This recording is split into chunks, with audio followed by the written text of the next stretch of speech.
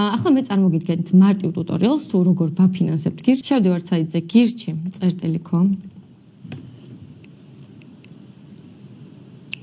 მე ხლა ავტორიზაცია გავლილი მაქვს, მაგრამ თუ პირველად გადიხართ ავტორიზაციას, მოგიწევთ რომ პაროლი აღადგინოთ, ვინაიდან საიტი განახლდა. ამის შემდეგ მოხვდებით თქვენს პირად კაბინეტში, სადაც აქ შეგიძლიათ დააწვეთ დაფინანსებას. გვაქვს როგორც ერთჯერადი, ასევე მრავალჯერადი დაფინანსების ღილაკები. ან შეგიძლიათ ერთჯერადად კონკრეტული თანხით დააფინანსოთ გირჩი, ან მაგალითად ყოველდღე რომ არ იწვალოთ დაფინანსებაზე, შეგიძლიათ მონიშნოთ მრავალჯერადი დაფინანსება, რომელსაც ახლა აგიხსნით. მე კონკრეტულად მრავალჯერადს გასწავლით ამჯერად.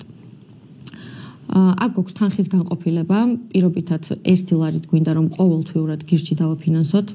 გვაქვს ასევე პერიოდულობა, რამდენ ხანში ერთხელ გვინდა რომ ჩამოგვეჭრას თანხა, გვაქვს ყოველთვე, 3 თვეში ერთხელ, 6 თვეში ერთხელ, ჩვენ ავირჩიოთ ყოველთვე. პოლიტიკოსი მიზანი.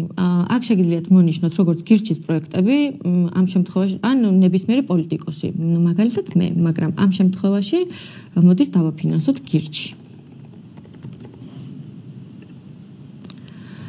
შეგვიძლია მიუთითოთ გადახდის თარიღი, მაგალითად თუ ხელფასი გვერიცხება 25 რიცხვში, მოვნიშნავთ 25 რიცხვს და ყოველთვის 25 რიცხვში ჩამოგვეჭრება ხოლმე ეს კონკრეტული თანხა.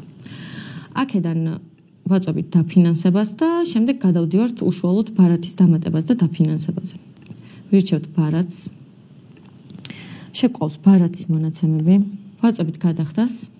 შეგვიძლია მიუთითოთ რომ დამახსოვრება გვინდა ბარათის და დამახსოვრებული იქნება, შეგვიძლია მიუთითოთ რომ არ გსურს დამახსოვრება. და როგორც ხედავთ, გადახდა წარმატებით შესრულდა.